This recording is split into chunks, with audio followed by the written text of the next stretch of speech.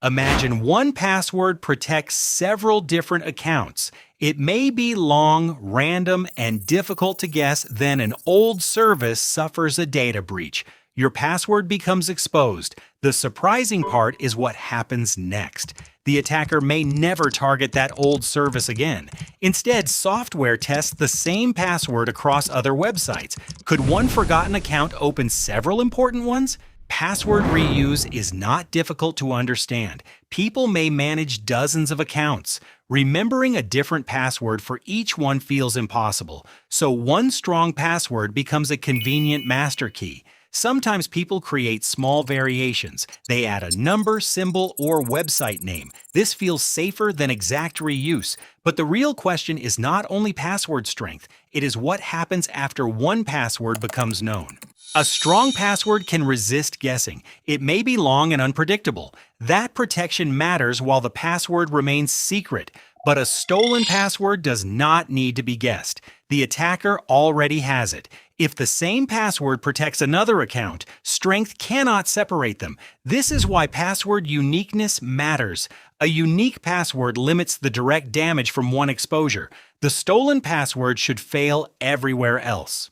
The attack has a simple name: credential stuffing. Credentials are the details used to sign in. They often include an email address and password. First, attackers obtain exposed credential pairs. These may come from breaches, phishing, or malicious software. Next, automated tools test those pairs on other services. The process can happen at enormous scale. The attacker is not randomly guessing every password. They are testing a password already linked to that person.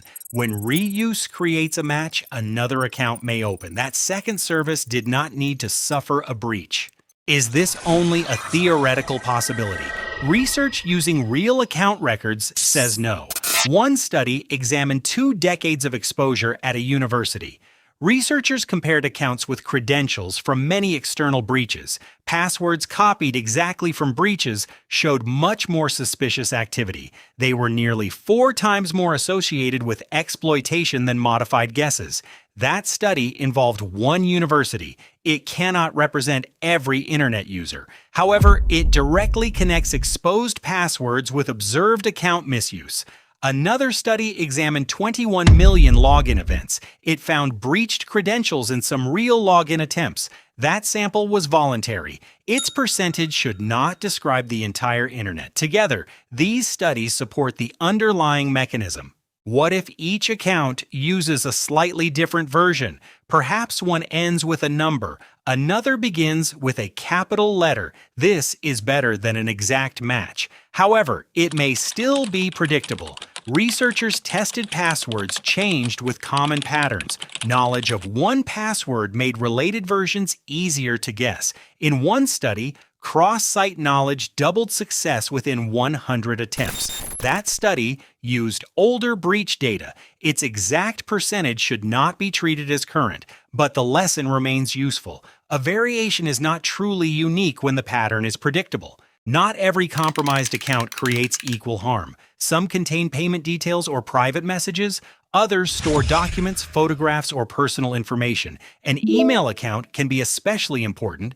Many services send password reset links to email.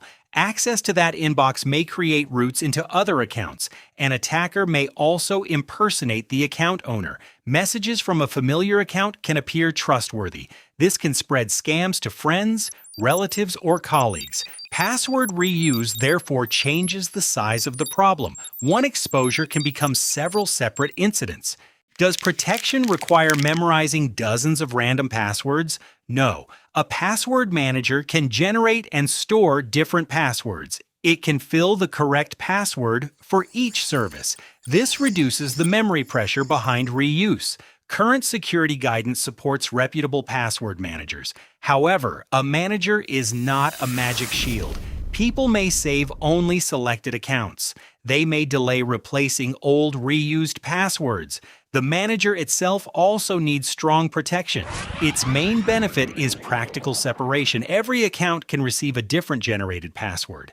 Another protection adds a second login requirement. This is called multi-factor authentication. A stolen password may then be insufficient. That can block many password-only attacks. But every method is not equally strong.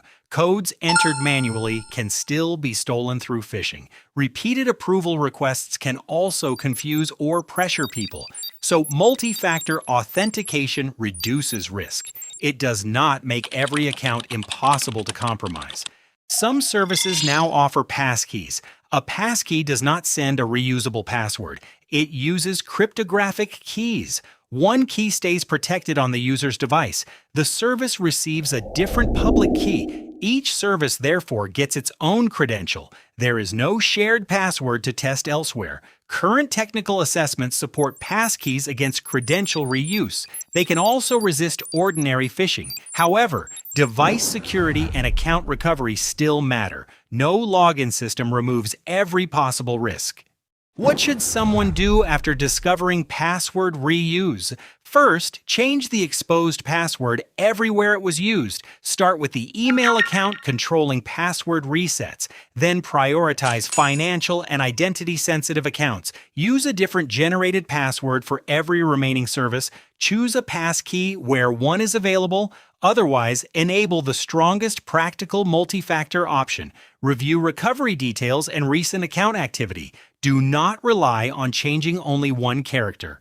The central lesson is simple. Password strength protects against guessing. Password uniqueness limits how far one exposure can spread.